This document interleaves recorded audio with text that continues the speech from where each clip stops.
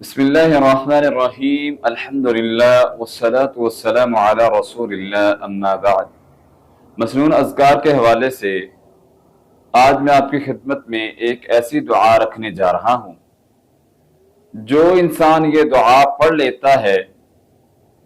اس کے غم جو ہے وہ خوشیوں میں تبدیل ہو جاتے ہیں۔ پورے اذکار نبوی میں،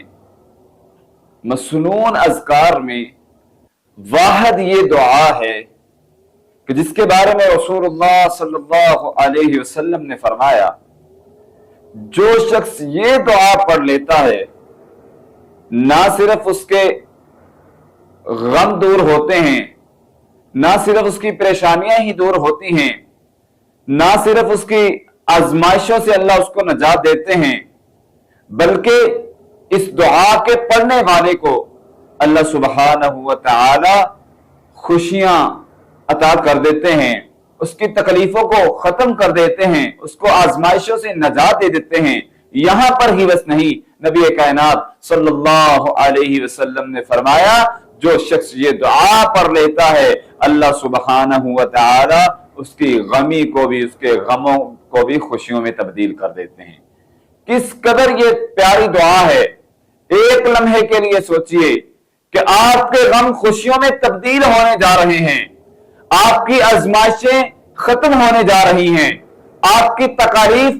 دور ہونے جا رہی ہیں، آپ آزمائشوں سے نجات پا سکتے ہیں، آپ غموں کو خوشیوں میں تبدیل کر سکتے ہیں، آپ کی پریشانیاں جو ہے وہ دور ہو سکتی ہیں اگر یہ آپ دعا پڑھیں۔ وہ کون سی دعا ہے؟ رسول اللہ صلی اللہ علیہ وسلم نے فرمایا، جو یہ دعا پڑھتا ہے، اللہم انی عبدک وابن عبدک وابن عمتک ناصیتی بیدک ماد فی حکمک عدل فی قضاؤک اسألک بکل اسم هو لک سمیت به نفسک او انزلته فی کتابک او علمته احدا من خلقك او استأثرت به في علم الغيب عندك ان تجعل القرآن ربيع قلبي ونور صدري وجلاء حزني وذهاب همي۔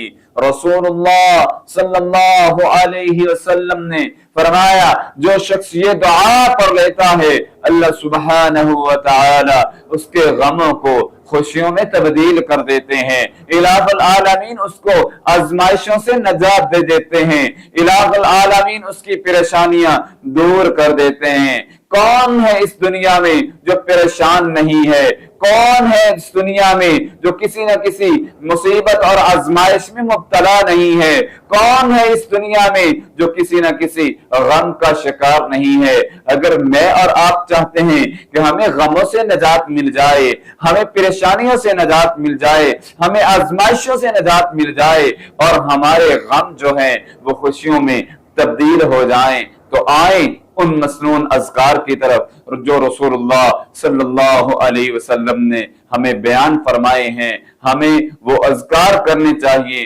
تاکہ ہم جو ہے وہ پریشانیوں سے نکل سکیں، آزمائشوں سے نجات پا سکیں، ہمارے غم جو ہیں وہ خوشیوں میں تبدیل ہو سکیں۔ الہ العالمین ہم سب کو مسنون اذکار کرنے کی توفیق عطا فرمائے۔